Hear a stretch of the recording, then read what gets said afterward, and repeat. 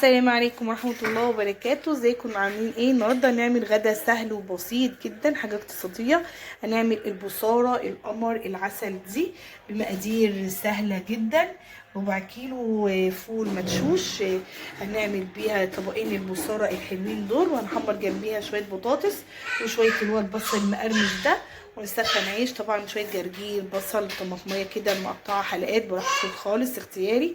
تعالي يلا نشوف عملنا البصاره القمر بتاعتنا دي ازاي.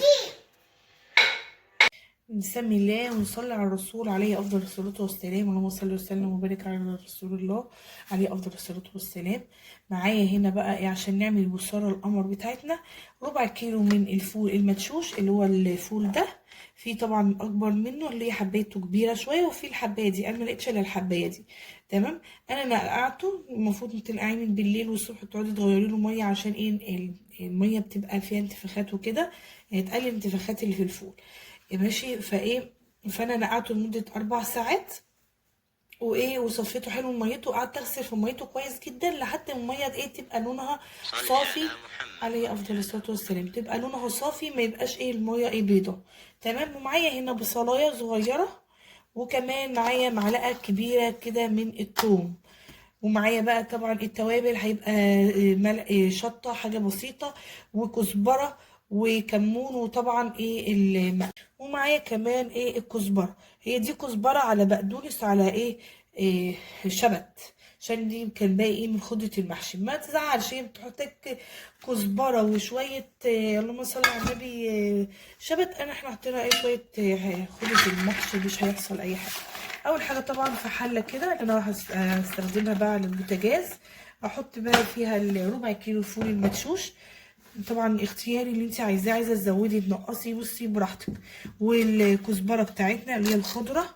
تمام. والبصلايه اللهم صل على النبي. وكمان معلقه الثوم الكبيره. انا بصلايه انا فاتحاها من هنا كده اهي. تمام اهي، مش مشكله كده. تمام. ونحط بقى الملح بتاعنا، وكده كده احنا هنزود الملح وندوق بعد ما تتسلق، ما ياخد ويدي كده مع بعض. وحطيت كمان الشطه، اللهم صل على النبي. حطيت الكمون وكمان الكزبره. تمام. ونحط بقى شويه الميه. بسم الله الرحمن الرحيم. نحط بقى الميه. بسم الله الرحمن الرحيم. ما تمليش ميه كتير عشان ما تبقاش صيصه معاكي. بس كده كويسين قوي، كويس قوي الميه الحلوه اهي. تمام.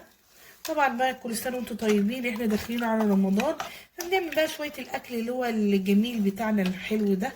الكزبره، البصاره، العدس، شويه الاكل الحلو بتاعنا ده قبل رمضان. وعلى فكره لو كنا في رمضان مش هيحصل اي حاجه. كده هنحط بقى البصاره على النار. مش بقى في اللايك وتفعيل زر الجرس واشتراك في قناه اكل زمان في مطبخ ايمان.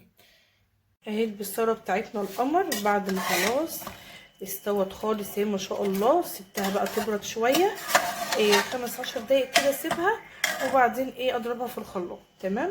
الماده الدهنيه كده معلقه سمنه كده جميله. ماشي. عشان هحط اللهم صل على النبي بصله مفرومه كده، واديها تشويحه حلوه. ماشي. استنى بس تستوي شويه، اقلبها بقى لحد بقى ما البصلايه ديت تبدا خالص تتشوح كده. البصلايه بتاعتنا ادت اللون الذهبي الجميل العسل ده. بس كده، ما تزوديش عن كده، عشان احنا ما بنعملش بصل بتاع السمك، رز السمك اهو. رز السمك طبعا بنغمق عن كده جامد، بس كده ذهبي العسل خالص خالص. انزل بقى بسم الله الرحمن الرحيم. بسم الله كده، بسم الله الرحمن الرحيم. ننزل بقى بالبصاره القمر العسل بتاعتنا. ما شاء الله ما شاء الله، حاجه كده جميله. طبعا احنا حاطين لها الملح والشطه والكزبره والكمون، ما بتعصي فلفل اسود. تمام. عايزه تكتفي على كده تمام. عايزه تحطي مرق الدجاج حطي. عايزه اللهم صل على النبي طبعا هندوق الحدق بتاعها، عايزه ملح هحط لها ملح. اسيبها بس تغلي كده غلوتين لحد ما اجيب معلقه اللهم صل على النبي معلقه الملوخيه ناشفه، التركه بقى الجميله القمر بتاعتنا. وتدي غلوتين 3 كده، ونغرفها بقى في الاطباق الصاج كده، اللي هي الصاج او الالمونيا بقى. سيبكم بقى من الاطباق اللي هي الصيني. برضك زي ما قلت لكم لايك وشير وتفعيل زر الجرس، قناه اكل زمان في مطبخ ايمان. تابعوني بقى، كل سنه وانتم طيبين، احنا داخلين على رمضان، هنعمل حاجات جميله قوي، وانزل لكم تخزين القرنبيط والبسله عشان احنا في موسم البسله. وطبعا مش هنعمل كل حاجه ارداحي يعني النهارده، عشان ايه تفهموني، رمضان ذكر وصيام وتسامح بين الناس وحاجات جميله بقى حلوه قوي. مش هطول معاكم، قولوا لي بقى طولي يا امان، وحشتينا كلامك جميل، متشكرين يا حبايبي والله بحبكم. اسيبها بقى تغلي غلوتين واروح ادور على الملوخيه الناشفه احطها فينا حته واجيلكم. ورجعت لكم يا حلوين، اهي معلقه الملوخيه الخضراء. تمام، بتجيبي الملوخيه الخضراء من عند العطار، اي حد فيه بيبيعه في السوق اللي انت عايزاه. بصي اللي انت عايزاه هاتي منه، ممكن انت تجيبيها وتنشفيها. الملوخيه دي ماما اللي مديهاني، هي منشفاها، فانا بصفيها كده بالمصفى، حطها في كيس والله في التلاجة. ماشي، طبعا دورت عليه الحمد لله ولقيته، قال لي بقى كده تقليبتين حلوين بس كده، واديها بقى ايه تاخد وتدي مع بعض. لسه ما دقتش حدقها، ادوق بقى حدقها كده، لو لقيتها محتاجه ملح احط لها كده واظبطها الحدق بتاعها. تمام، قدرنا بقى الطبقين الحلوين بتوعنا، اغرف بقى فيهم البصاره. بسم الله بسم الله الرحمن الرحيم، ما شاء الله ما شاء الله ما شاء الله، شايفين عسل ما شاء الله ما شاء الله، بسم الله ما شاء الله. عملت طبقين بالظبط. طبعا مش هسيبه في الحله دول، اجيب الباتوله دي وايه ونشيل كل اللي في الحله. بس هي بتتاكل لما تبرد، هي تبرد هتلاقيها كمان تمسكت.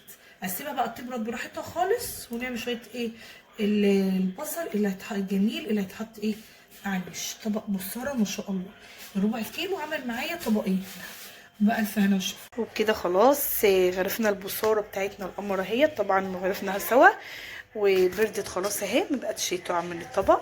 وسخنت كمان عيش بلدي حطيته في الميكروويف، وحمرت شويه بطاطس، وكمان شويه من البصل المقرمش ده عشان تحطيه كده على الوش، اختياري طبعا، عايزه تحطيه حطيه، مش عايزه تحطيه استغني. صلي على محمد. دي قرمشه حلو، طعم حلو جميل، شايفين الشكل، حتى الشكل جميل قوي. انا مكتره البصل عشان عندي بيحبوا البصل بزياده. وكده وصلنا لاخر الفيديو، السلام عليكم ورحمه الله وبركاته. كانت معكم ايمان هلال، قناتي مطبخي على الفيسبوك وعلى اليوتيوب اكل زمان في مطبخ ايمان. متنسيش باللايك، تفعيل زر الجرس، اشتراك في قناه اكل زمان في مطبخ ايمان. مع السلامه، والسلام عليكم ورحمه الله وبركاته.